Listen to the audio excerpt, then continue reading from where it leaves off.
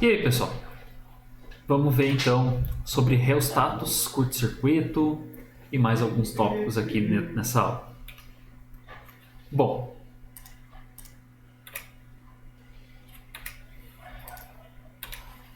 então reostato, curto-circuito, potência elétrica, kWh e valores nominais, fusível e disjuntor e alguns exercícios que a gente vai aplicar alguns desses conhecimentos, ok? Primeira questão, reostatos. Tá? Então, quando você gira o controle de um volume, que nada mais é do que um potenciômetro do seu rádio, por exemplo, ele está alterando a resistência elétrica de um resistor que fica escondido e, com isso, também a intensidade de uma corrente elétrica no circuito do aparelho. Tá? Então, quando a gente gira esse controle, seja para lá ou seja para cá, dentro dele a gente vai alterar o tamanho de um resistor que está dentro dele, tá? Que vai permitir que passe maior corrente ou menor corrente de acordo com a posição desse controle. Então, nesse caso aqui nós estamos como se estivesse olhando de cima do potenciômetro, do reostato, tá? Então nós vamos ter uma entrada de energia e uma saída dessa energia, ok? Então os pontos A e B são os terminais usados, nós temos os terminais A e B. O E é o eixo que você gira, no caso anterior aqui, o E é o eixo onde a gente vai girar para lá e para cá, que nem um controle de rádio mesmo, tá? De volume, de estação de rádio, isso aí. E o I é o invólucro, tá? E o I, neste caso aqui, é o invólucro. Invólucro metálico. Então nós vamos ter o suporte isolante, então essa parte aqui em laranja, ela é uma parte isolante, ela não vai conduzir eletricidade. Nós temos a entrada da energia, então a energia vai entrar por esse terminal e vai chegar até aqui. Essa parte cinza aqui nada mais é do que uma lâmina de grafite, tá? Grafite conduz eletricidade, ok? Então a eletricidade vai passar daqui até o terminal de saída aqui no ponto B, ok? E vai, por fim, continuar.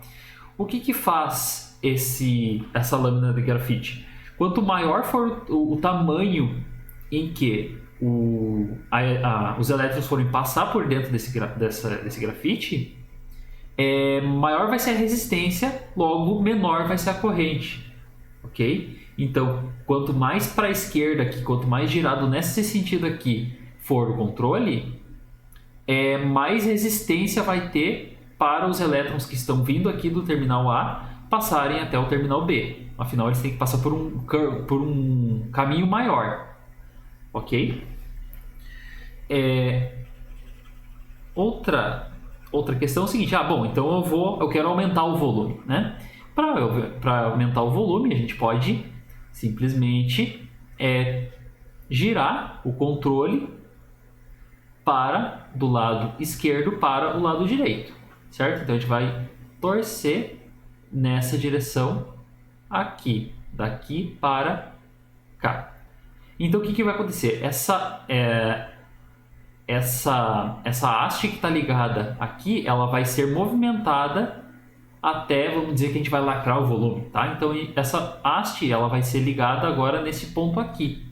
O que vai acontecer? Neste ponto aqui, a eletricidade, os elétrons vão chegar nesse ponto aqui da lâmina de grafite. Então eles têm um pequeno caminho a percorrer, só esse caminho aqui até sair pelo terminal B. Logo, vai passar uma corrente muito maior. Afinal, tem menos resistência. Afinal, é a mesma coisa seguinte, ó. Vamos dizer que a gente estivesse andando de carro. E essa lâmina de grafite como se fosse uma estrada de chão, cheia de pedra. Quanto maior for essa estrada de pedra, mais tempo vai demorar para o carro chegar até o outro lado. E ele vai chegar mais lento também, ok? E quanto menor for essa estrada de terra aqui, esburacada, mais rápido ele vai passar. Então ele vai passar aqui rapidinho e já vai chegar de novo na autoestrada. Então ele vai passar pouco tempo nessa estrada, entenderam? Então por isso ele vai, de acordo com que a gente mexer esse controle aqui anterior para lá ou para cá, ele vai aumentar ou diminuir a resistência do circuito, ok? Então, o cursor é uma haste metálica que gira juntamente com um eixo E, deslizando ao longo da lâmina de grafite. Então, ele vai deslizar para lá e para cá, sempre em contato com ela. Então, ela vai deslizando, ele não tipo ergue e depois baixa aqui, ergue e depois baixa aqui. Não, tá? No caso do rheostato, ele vai passando, arrastando de ponta a ponta, tá? Sempre em contato. A mudança de posição do cursor altera o comprimento útil da lâmina de grafite entre A e B. Com isso, a resistência se altera. Então, nesse ponto aqui, eu tenho uma resistência, sei lá, por exemplo, 100 ohms, vou chutar qualquer número aqui, e aqui eu vou ter uma resistência, sei lá, um décimo disso aqui, teria uma resistência de 10 ohms. Por quê? Porque agora eu só tenho esse tamanho aqui, só esse pedaço, se eu tivesse com essa lâmina aqui, né? Só esse pedaço aqui que iria impedir da energia, ia oferecer resistência à corrente que estaria passando por essa lâmina de grafite. Tá? O mesmo ocorre com a intensidade da corrente elétrica. Beleza? Note que, girando o cursor no sentido horário, ou seja, no sentido horário, que é este sentido aqui, ou seja, daqui para cá. Então, girando no sentido horário, diminui-se a resistência da lâmina de grafite percorrida pela corrente. Ok? Então, quanto mais para cá estiver esse cursor aqui, ou seja, vamos dizer que ele estiver na posição aqui, menor vai ser a resistência, tá? Porque o caminho a ser percorrido pelos elétrons aqui nessa lâmina de grafite é menor, ok? Assim, a intensidade dessa corrente aumenta e, como consequência, também vai aumentar a intensidade do som que recebemos, por exemplo, o volume, né? Um resistor de resistência variável como esse é denominado rheostato, tá? Então, o nome desse bicho aqui é um rheostato. Aí a gente tem tipos diferentes de rheostatos. Existem outros tipos de rheostatos, como, por exemplo, o rheostato de pontos.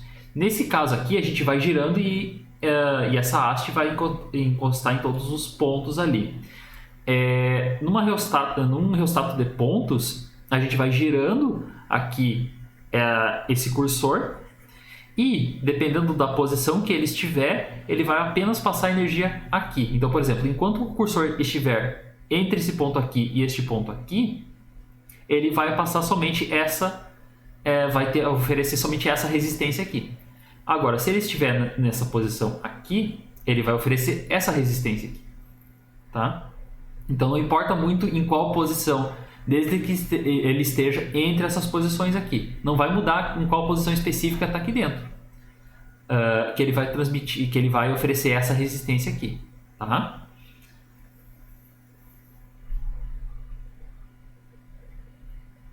Desculpa, ele vai ter que estar encostado. Aqui tem o terminal A, vai chegar energia. Deixa eu apagar.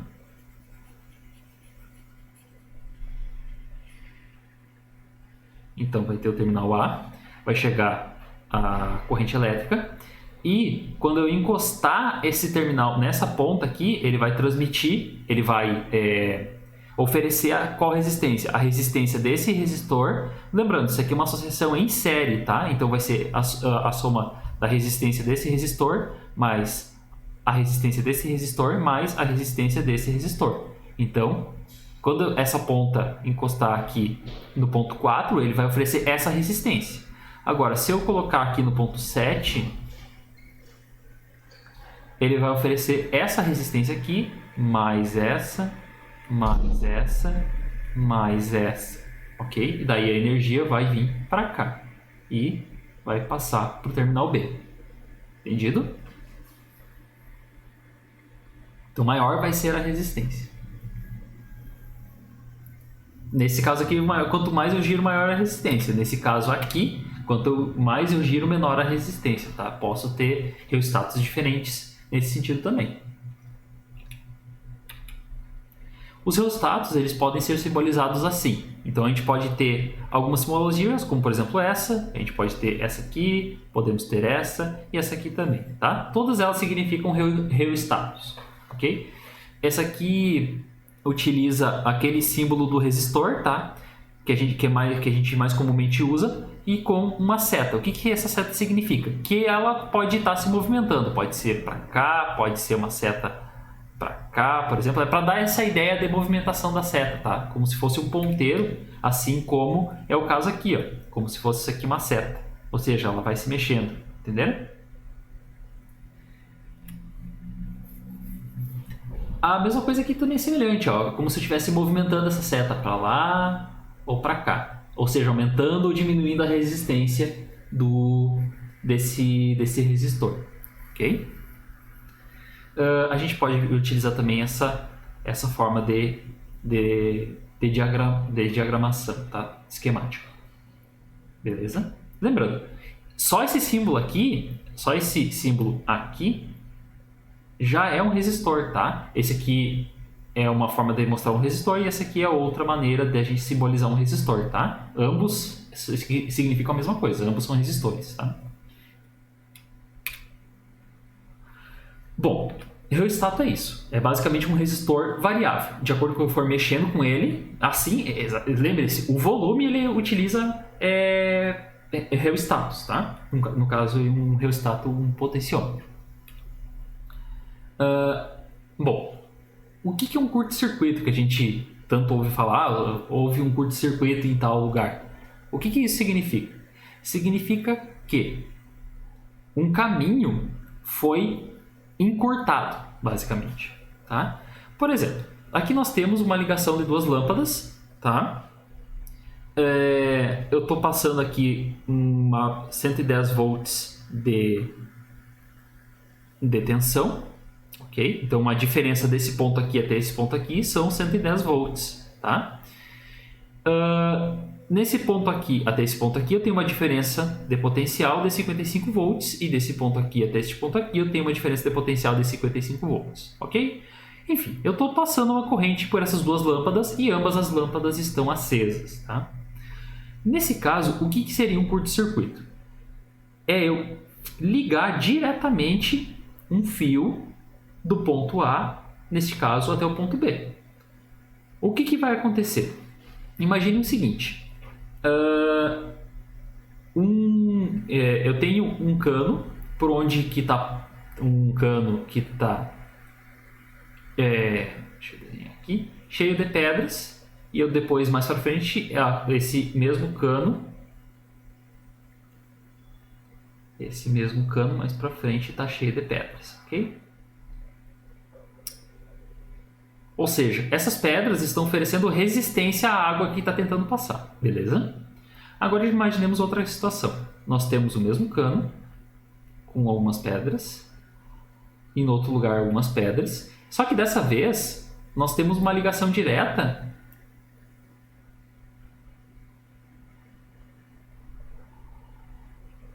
nesse mesmo encanamento. Ou seja, a água que deveria estar passando por aqui, agora é mais fácil para a água passar por aqui. Afinal, por aqui, por cima, não é oferecida nenhuma resistência a essa água, correto? Não tem essas pedras no meio do caminho. Então, o que a água vai preferir? Ela vai preferir ir pelo caminho que oferece menos resistência, uma menor resistência. Então, por aqui vai passar uma maior corrente de água, nesse caso. Nessa mesma analogia que a gente pode utilizar aqui. Então, nesse caso, é como se eu ligasse um fio diretamente do ponto A ao ponto B. O que os elétrons vão preferir? Passar por aqui onde existe uma resistência? Lembrando, pessoal, qualquer lâmpada ela é como se fosse um resistor, tá? Ela oferece resistência para os elétrons que estão passando ali, tudo bem? Então, se eu ligar diretamente um fio condutor do ponto A para o ponto B, ou seja, eu estou pulando aqui essa lâmpada, eu estou pulando ela. O que os elétrons vão preferir? Eles vão preferir ir por esse fio que eu liguei por aqui até o ponto B, ok? Então eu continuo com uma diferença de potencial de 110 volts, só que dessa vez eu ligo um fio do ponto A até o ponto B. Dessa forma, eu não vou ter nenhuma diferença de potencial deste ponto aqui até este ponto aqui. Certo? Por quê? Vamos lá. Aqui está chegando 110, correto, pessoal? Eu fico falando correto, pessoal, como se vocês fossem falar, né? Mas tudo bem. Então, aqui eu tenho 110 volts. Está chegando aqui 110 volts. Esse 110 volts vai estar aqui também, correto? Afinal, é um fio ligado diretamente. Então, nesse ponto aqui eu também tenho 110 volts. Nesse ponto aqui, eu também tenho 110 volts. Afinal, é simplesmente um fio ligando. Neste ponto aqui, tanto para cá quanto para cá, eu tenho a mesma diferença de potencial. Ou seja, neste ponto aqui, eu também tenho 110 volts. Logo, nesse ponto aqui, antes da lâmpada eu tenho 110, no ponto depois da lâmpada eu tenho 110. Qual é a diferença desse ponto para esse ponto? Quanto que é 110 menos 110? Zero, né? Ou seja, há alguma diferença desse ponto para esse ponto? Não, é zero. A diferença de potencial é zero. Logo, não há elétrons passando por aqui. Todos os elétrons vão passar aqui por cima. Ou seja, a corrente vai ser toda focada aqui nesse condutor aqui em cima. Mas a segunda lâmpada, ela vai continuar recebendo a corrente.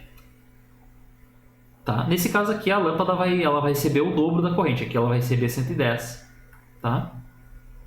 Então, e provavelmente ela vai queimar.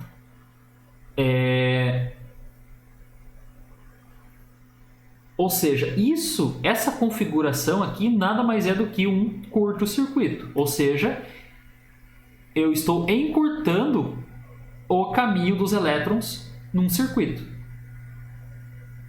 Quando eu digo encurtando, ele está utilizando o caminho mais leve para ele, sem obstáculos, ok? Então, para os elétrons é mais fácil passar por onde há menos resistência. Então, nesse caso aqui, ele possui resistência passando por aqui. Só que ele não tem outro caminho para passar. Ele só pode passar por esse fio. Então, ele vai passar por esse fio. Agora, por aqui, não há nenhuma diferença de potencial nesses dois pontos. Então, não há nada forçando os elétrons para passar por aqui. Eles vão passar aqui por cima. Aqui por cima eles não vão ter nenhum impedimento para eles passarem. Okay? Então, logo um circuito é o caminho mais fácil ou mais curto que os elétrons percorrem. Tá? Não importa isso, lembrando pessoal, não importa a distância. Tá? A gente pode chamar até de curto-circuito, mas a distância aqui não importa. Se esse fio aqui passasse lá por Itaqui, voltasse por São Borja e fosse até aqui Alegrete e chegasse aqui nessa lâmpada, os elétrons iriam preferir esse caminho aqui. Tá? A distância não importa, o que importa para eles é a resistência. Aqui está oferecendo uma resistência maior do que aqui, então eles vão preferir esse caminho aqui. Tá? Logo, a diferença de potencial aqui vai ser zero. Beleza? Então, a diferença de potencial DDP entre os pontos A e B é zero. Então, aqui chega a 110. Aqui está chegando 110. Lembrando, por quê? Porque esse fio está ligando diretamente a este ponto aqui. E este ponto aqui está ligando diretamente aqui e aqui. Então, nesse ponto aqui está chegando 110. Neste ponto aqui está chegando 110 volts. Nesse ponto aqui eu tenho 110. Qual é a diferença de potencial desse ponto para esse ponto? Que é o que importa para a lâmpada. É zero. 110 menos 110 é igual a zero. Então a diferença de potencial é zero, logo não há corrente. Lembrando, pessoal, só existe corrente elétrica onde há diferença de potencial. Se por algum motivo aqui chegasse 109 volts, aí eu teria alguns elétrons passando por aqui. Tá? Aí eu teria 1 volt de diferença de potencial, que seria, no caso, 110 menos 109, ou seja, 1 volt. Tá? Aí eu teria alguns elétrons passando por aqui. Entendido? Então, genericamente, dois pontos estão em curto-circuito ou curto-circuitados quando estão interligados por um fio de resistência desprezível, que nesse caso aqui, esse fio que eu estou representando aqui ele não possui nenhuma resistência, ou uma resistência muitíssimo baixa, tá? Dessa forma ela é desprezível, a gente não precisa considerar ela, praticamente anulando a diferença de potencial entre eles. Tá? Então, ou seja, a diferença de potencial em ambos os pontos é a mesma, 110. Já quando quando dois fios da rede elétrica de uma casa entram em contato elétrico, também dizemos que ocorre um curto-circuito. De fato, quando isso acontece, tudo se passa como se esses dois fios fossem interligados por um terceiro fio de resistência desprezível. Tá? É tipo o seguinte, eu tenho a lâmpada lá em casa. Lâmpada, isso aqui. Deixa eu tentar desenhar. Uma lâmpada. Tá?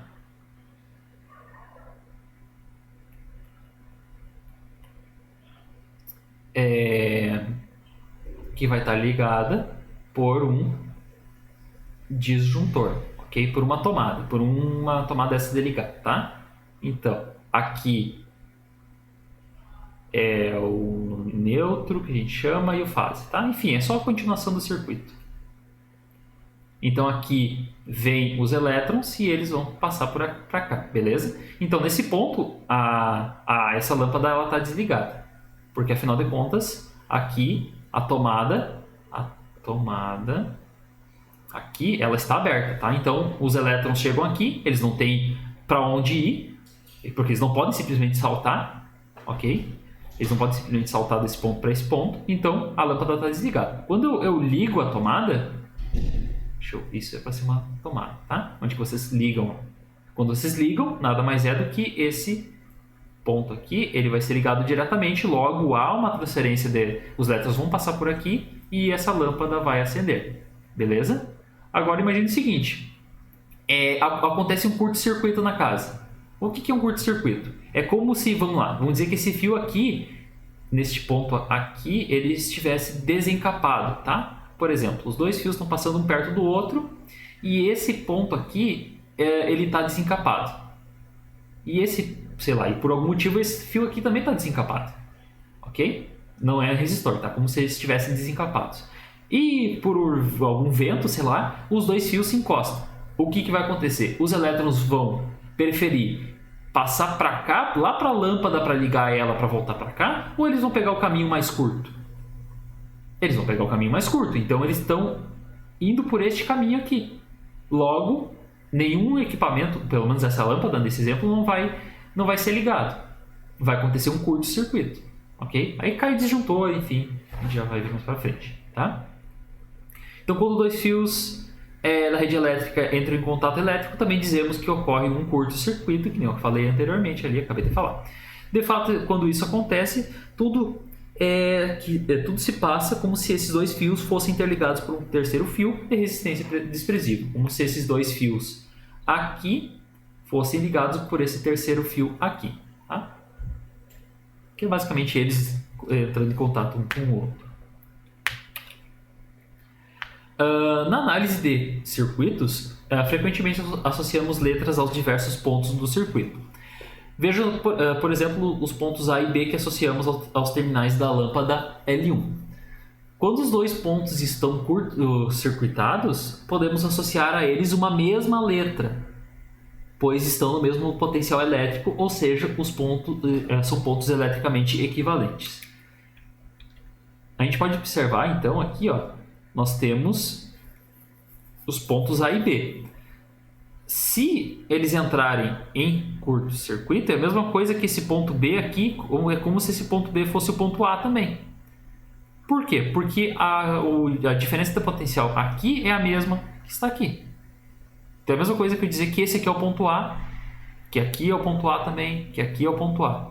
Aqui é o ponto A também, porque a energia chega daqui, né? A energia vem para cá, vai para cá, vem para cá, tá?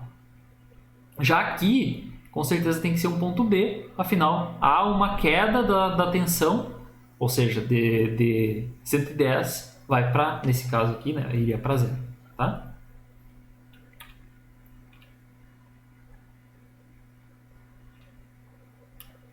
Ou seja, Isso facilita a análise de muitas situações, a princípio, complicadas. Fica mais fácil também perceber se dois resistores estão ou não em paralelo.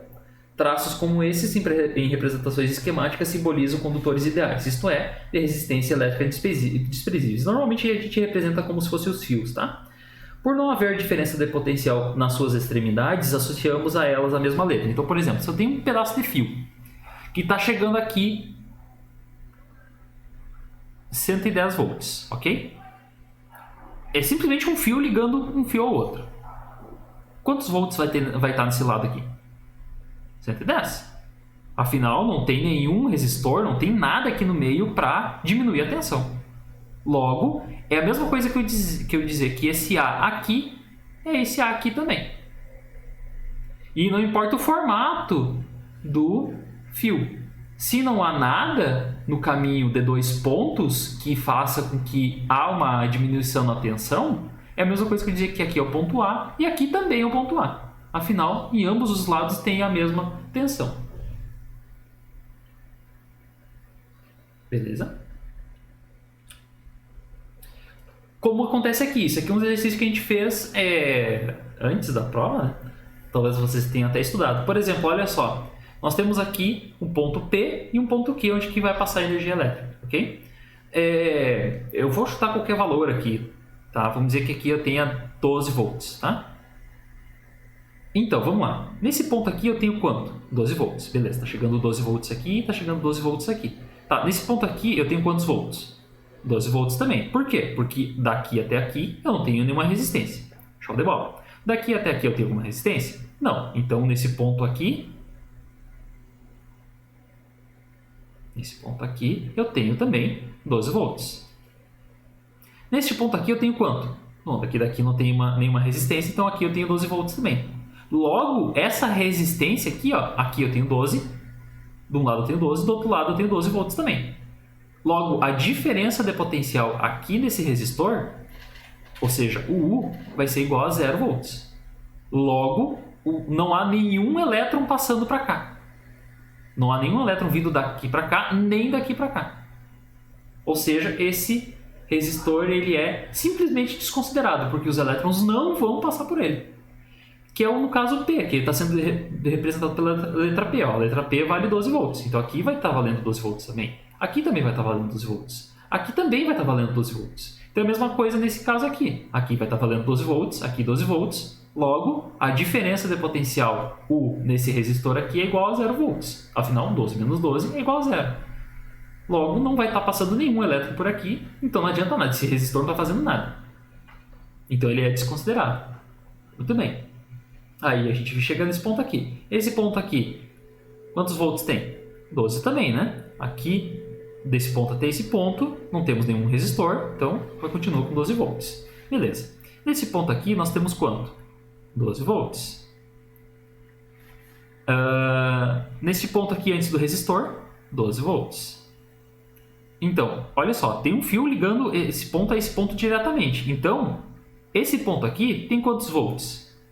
Tem 12 volts também. Não há nenhuma resistência daqui até esse ponto aqui. Ah, professor, mas tem daqui até aqui. Tudo bem, mas não adianta nada porque os elétrons vão preferir sempre o caminho mais curto. E quando eu digo curto, é o com menor resistência. Então, aqui está chegando 12, aqui também está chegando 12 pelo lado de cá. A diferença de potencial U nesse resistor aqui é 0 volts também. Logo, não há passagem de elétrons nem de lá para cá, nem daqui para lá. Tá? Então, esse resistor também vai ser desconsiderado, como a gente pode ver aqui. Tá? Então, agora nesse ponto aqui. Então, daqui até aqui em cima, nós temos 12 volts também. Nesse ponto aqui em cima. Então, está chegando nesse resistor aqui 12 volts por esse lado e está chegando 12 volts também por esse lado. 12 volts menos 12 volts. Então, a diferença de potencial aqui é 0. Logo, não há elétrons passando de um lado para o outro. Esse resistor é desconsiderado, assim como a gente pode ver aqui. Tá? Então, agora sim, olha só, como é que eu faço para chegar nesse ponto aqui? Bom, eu posso vir por aqui, tem resistor. Eu posso vir por aqui, tem resistor. Eu posso vir por aqui, que tem resistor. Então, com certeza vai passar por algum resistor, beleza. Então, eu não sei, com certeza não vai ser um P aqui, tá?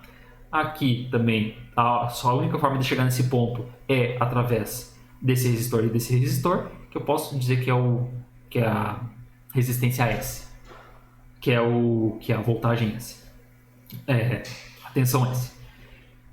Desse ponto até esse ponto eu tenho o mesmo ponto que aqui em cima, e desse ponto até esse ponto eu tenho ponto Q. Bom, então é a mesma coisa que eu dizer que eu tenho Q aqui de tensão, eu tenho Q aqui de tensão. Beleza? Então eu gero esse mesmo esquemático aqui. Ou seja, esse resistor, esse, eles são simplesmente ignorados porque entre as pontas não há diferença de potencial. Ok?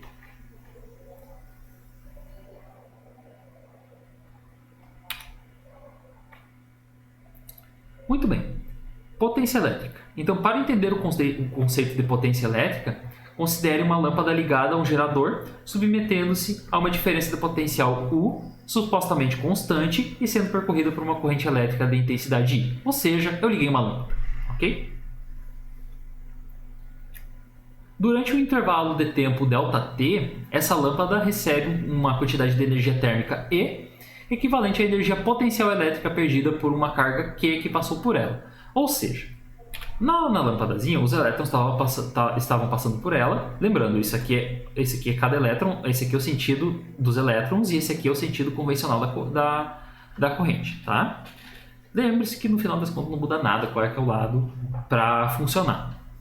Mas o sentido convencional da corrente é esse I, e a movimentação dos elétrons é sempre do polo negativo para o positivo. Enfim, então, eu tenho essa lâmpada ligada numa bateria, por exemplo, uma pilha de luz, e estão passando os elétrons, e os elétrons estão perdendo energia para essa lâmpada, e essa lâmpada, dessa forma, ela vai acender. Tá? Basicamente isso que significa. Então a potência recebida pela lâmpada é dada por essa seguinte fórmula. A potência vai ser igual à energia térmica gasta por um período de tempo.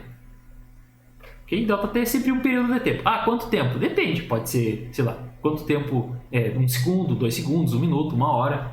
É um intervalo de tempo, tá? É um intervalo de tempo. Que pode ser segundos, minutos, horas, tanto faz, tá? Mas é um intervalo de tempo.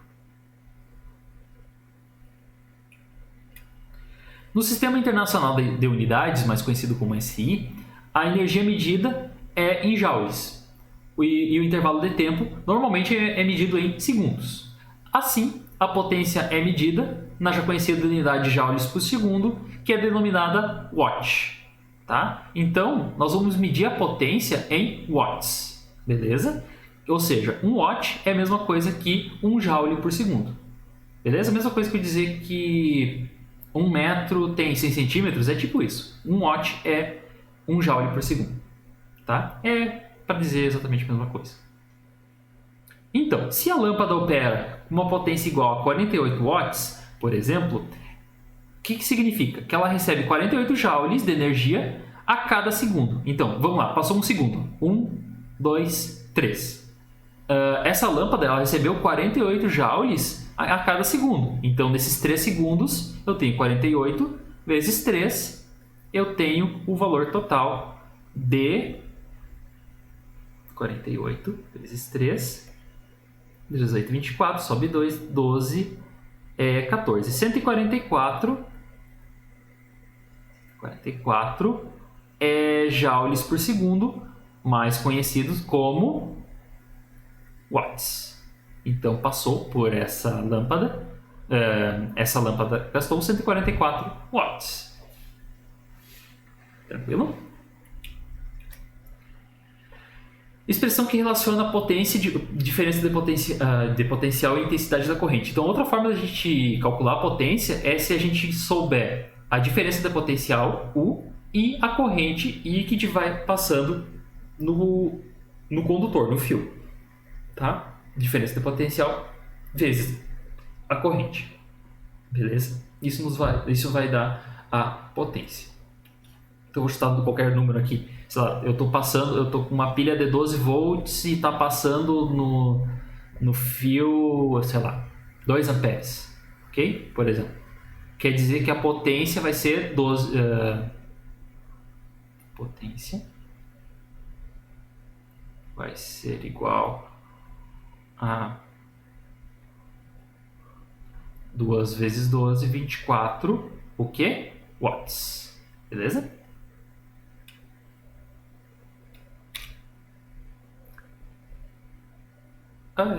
Tinha esse exemplo. Então, suponha que a diferença de potencial U seja igual a 12 volts e que equivale, ou seja, 12 joules por coulomb.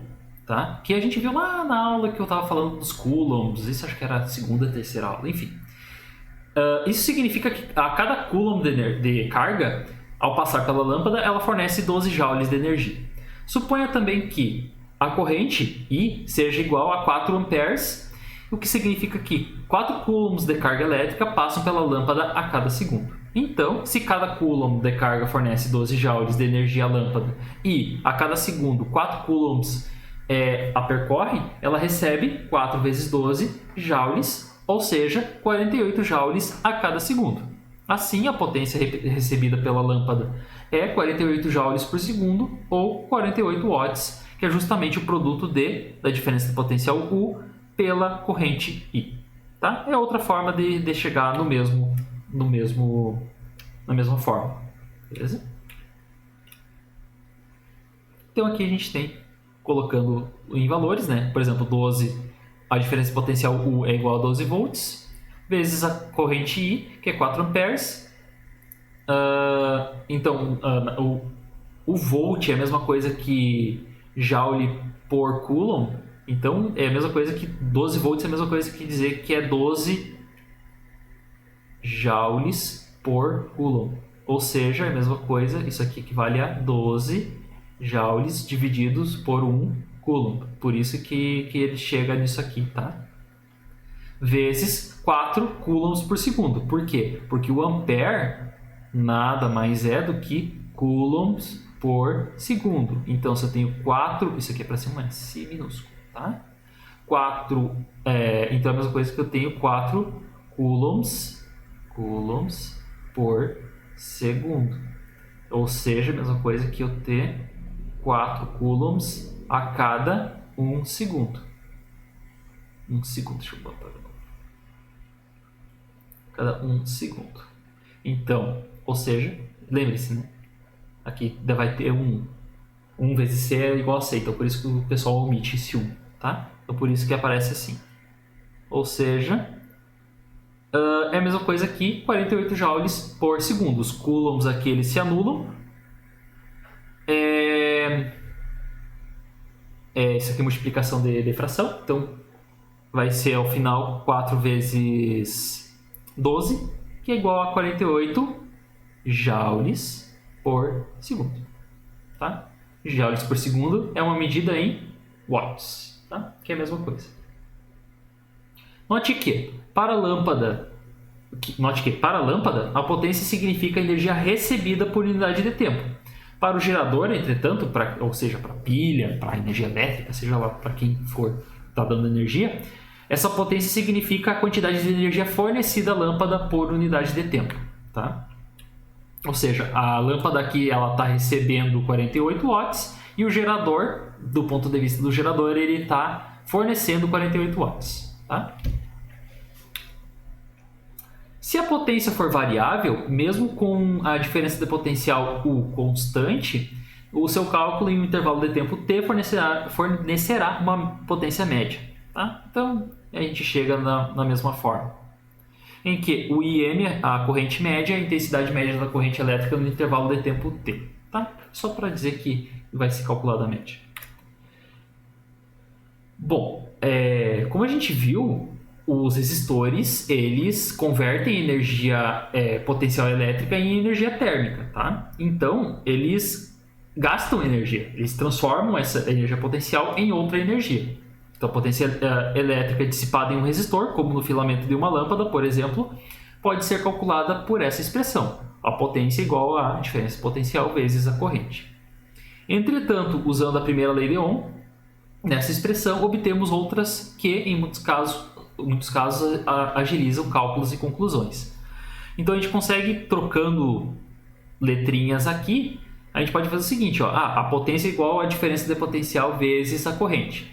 Então eu posso simplesmente substituir o U por... A gente sabe que a primeira lei de Ohm é U igual a R vezes I, certo? A resistência vezes a corrente. Então, se eu substituir o U por R vezes I, é a mesma coisa que eu fizer R vezes I vezes I. Ou seja, a potência vai ser igual a R vezes I ao quadrado. Tá? Que é exatamente isso aqui. Então, daqui a pouco eu não tenho a diferença da potencial, mas eu tenho a corrente e a resistência. Pronto, então eu só aplico essa fórmula e eu já descubro a potência daquele equipamento, quanto ele está consumindo. Beleza? Basicamente são fórmulas para vocês que vocês têm que ter junto, tá? Então, fazendo a gente pode ter outra forma também, que a gente vai substituir o I da corrente por U dividido pela resistência. Então, a gente pode ter outra fórmula. Então, ao invés de eu substituir U, eu substituo esse I aqui por U dividido por R, tá? Então, ou seja, vai ser U vezes U dividido por R, que vai ser igual a potência igual a U elevado ao quadrado, a diferença do potencial elevado ao quadrado dividido pela resistência, tá? Ou seja, é outra forma que vocês podem... eu não tenho daqui a pouco a corrente, tá? Mas eu tenho a diferença de potencial e eu tenho a resistência, então eu já consigo só com isso calcular a potência também, beleza? O quadro a seguir fornece potenciais e outras informações referentes a resistores de lâmpadas e alguns aparelhos eletrodomésticos. Então a gente pode ver aqui, ó, por exemplo, vamos dizer que a gente tem um chuveiro e está ligado numa tensão 110, tá? Ou seja, numa tomada 110 mais conhecida. Isso está em Porto Alegre, região de Porto Alegre tem a tensão 110, tá? E a potência nominal do chuveiro seja 4.400 watts. Para isso vai ter que estar passando uma corrente de 40 amperes e vai ter uma resistência aproximada de 2,8 ohms, tá? Agora, se eu tenho um chuveiro ligado em 220 com uma potência nominal de 4.400 watts, quer dizer que vai passar pelo fio 20 amperes e ele vai ter uma resistência aproximada de 11 ohms. Já se eu tenho um ferro de passar ligado numa tomada 110 volts e ele consome 1.000 watts, quer dizer que vai passar pelo fio 9 amperes e vai ter uma resistência aproximada de 12 ohms. Já se esse mesmo ferro de passar, é que na verdade não é o mesmo, né? Mas é de potência nominal de 1.000 watts ligado num fio 220 volts, ele vai passar pelo fio 4,5 amperes de corrente e vai ter uma resistência aproximada de 48 ohms. E a mesma coisa da lâmpada. Uma lâmpada de 100 watts ligada em 110 vai exigir 0,9 amperes de corrente e vai oferecer uma resistência de 121 ohms aproximadamente. Agora, se uma lâmpada de 100 watts está ligada em 220, vai precisar de menos amperes, 0,45, e vai oferecer uma resistência maior, 484 ohms. Ok? Muito bem. Daqui em diante eu vou fazer 2 vídeos. O primeiro é esse que eu vou finalizar agora e o próximo eu vou fazer do restante do assunto dessa aula. Ok?